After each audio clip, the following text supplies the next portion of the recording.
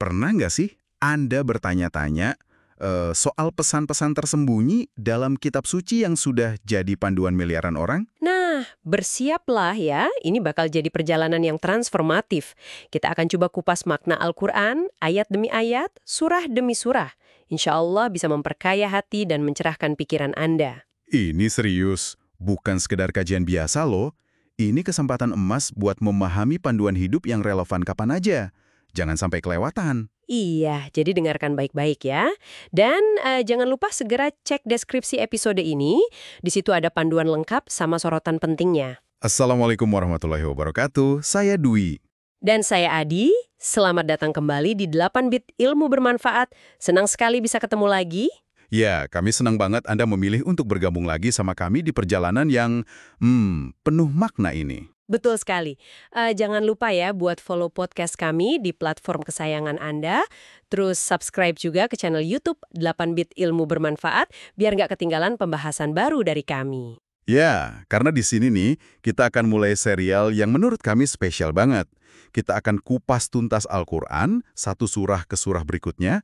Kami usahakan pakai bahasa yang gampang dicerna ya, sambil ada refleksi mendalam, dan yang paling penting, cari aplikasi praktisnya buat hidup kita sehari-hari. Seperti biasa ya, poin-poin penting sama gambaran umum pembahasan hari ini, itu semua ada di deskripsi episode, biar lebih mudah Anda mengikuti alur diskusi kita nanti. Semoga ya perjalanan kita bareng Al-Quran ini diberkahi dan bawa manfaat besar buat kita semua. Oke, kalau gitu mari kita langsung mulai aja ya pembahasan kita hari ini. Kita masuk ke surah ke-6 dalam Al-Quran, surah Al-An'am. Jadi surah Al-An'am ini artinya kan binatang ternak ya. Nah, di awal itu dibuka dengan pujian yang wah agung banget kepada Allah, pencipta langit dan bumi yang bikin gelap dan terang. Awal yang langsung nunjukin kebesarannya gitu. Tapi yang menarik, ayat-ayat awal ini, sekitar ayat 1-3, itu langsung membandingkan keagungan ciptaan itu dengan sikap sebagian manusia yang ya tetap aja menyekutukan Allah. Padahal buktinya jelas banget. Benar, kontrasnya kerasa banget ya. Dan pesan peringatannya itu langsung terasa di ayat-ayat selanjutnya kan? Sekitar ayat 4-11 gitu. Surah ini ngingetin kita soal nasib kaum-kaum dulu yang nggak percaya sama ayat Allah. Iya, Mereka dibinasakan, padahal dulu katanya mereka itu dikasih kedudukan yang mungkin lebih kokoh, sumber daya lebih banyak dari kita sekarang. Pelajaran penting banget nih soal akibatnya kalau nolak kebenaran ilahi. tepat sekali. Dan peringatan ini ya membawa kita ke inti utama surah ini, yaitu penegasan soal tauhid murni. Keyakinan dasar bahwa Allah itu Maha Esa, nggak ada sekutu buat dia. Di sekitar ayat 12-14, ada pertanyaan retoris yang kuat banget. Milik siapa sih apa yang ada di langit dan bumi? Jawabannya cuma satu, milik Allah. Malah ditegaskan kalau Allah itu menetapkan rahmat atas dirinya. Dan soal luasnya ilmu Allah, wah itu nggak kebayang. Kayak di ayat 59, nggak sehelai daun pun jatuh kecuali dia tahu. Luar biasa. Salah satu bagian yang selalu menarik dan menyentuh ya di surah ini, itu kisah perjalanan Nabi Ibrahim dalam mencari Tuhan. Itu sekitar ayat 74-81 ya. Kita kayak diajak ngikutin logikanya beliau gitu. Beliau amati benda langit, bintang, bulan, matahari yang disembah kaumnya kan waktu itu. Tapi beliau sadar semua itu terbatas. Muncul, terus tenggelam.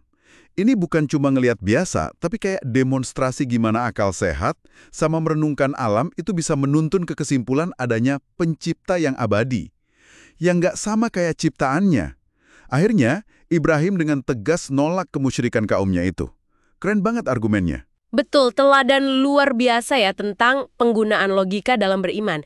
Nah, selain meneguhkan tauhid lewat kisah Ibrahim dan pemaparan kebesaran Allah, surah ini juga meletakkan dasar-dasar etika dan hukum yang fundamental banget. Coba lihat di sekitar ayat 151 dan 152, itu ada kayak 10 perintah penting dalam Islam. Oh ya, yang itu ya? Iya, larangan syirik, perintah berbakti sama orang tua, larangan bunuh anak karena takut miskin kan, Allah penjamin rezeki ya. Terus jauhi perbuatan keji yang kelihatan maupun yang tersembunyi, larangan membunuh jiwa yang diharamkan kecuali dengan hak, jaga harta anak yatim, sama perintah sempurnakan takaran dan timbangan dengan adil. Ini pilar moral masyarakat yang beradab kan? Dan rangkaian pesan kuat ini, di akhir itu ditutup dengan penegasan totalitas penyerahan diri kita kepada Allah ya. Ayat 162 dan 163 itu kan ikrar setiap muslim. Sesungguhnya solatku, ibadahku, hidupku dan matiku hanyalah untuk Allah, Tuhan semesta alam. Tiada sekutu baginya. Keren banget. Terus, ditegaskan lagi prinsip keadilan mutlak Allah di ayat 164. Tiap jiwa tanggung jawab sendiri atas perbuatannya. Nggak nanggung dosa orang lain, dan semua bakal kembali ke dia buat dihitung. Bentuk kemusyrikan mau yang jelas atau yang samar, Dan neguhin komitmen kita buat hidup sesuai petunjuknya. Jalan yang lurus, Siratal Mustaqim. Nah, ini sebagai penutup dan bahan renungan buat Anda di rumah. Setelah kita paham ya, betapa surah Al-An'am ini keras banget menekankan penolakan terhadap segala bentuk syirik penyekutuan Allah, coba deh kita renungkan sebentar. Di zaman modern ini, berhala apa aja sih yang mungkin tanpa sadar kita sembah? Atau kita prioritaskan melebihi Allah? Pertanyaan bagus tuh. Mungkin cinta berlebihan sama harta, status sosial, jabatan, popularitas, atau malah ketergantungan sama penilaian orang lain gitu kan?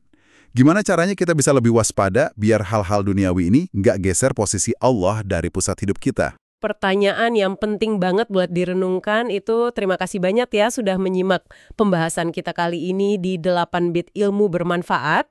Terus ikuti kami ya, kita akan lanjut perjalanan mengkaji Al-Quran surah demi surah. Sampai jumpa di pembahasan selanjutnya, insya Allah. Assalamualaikum warahmatullahi wabarakatuh.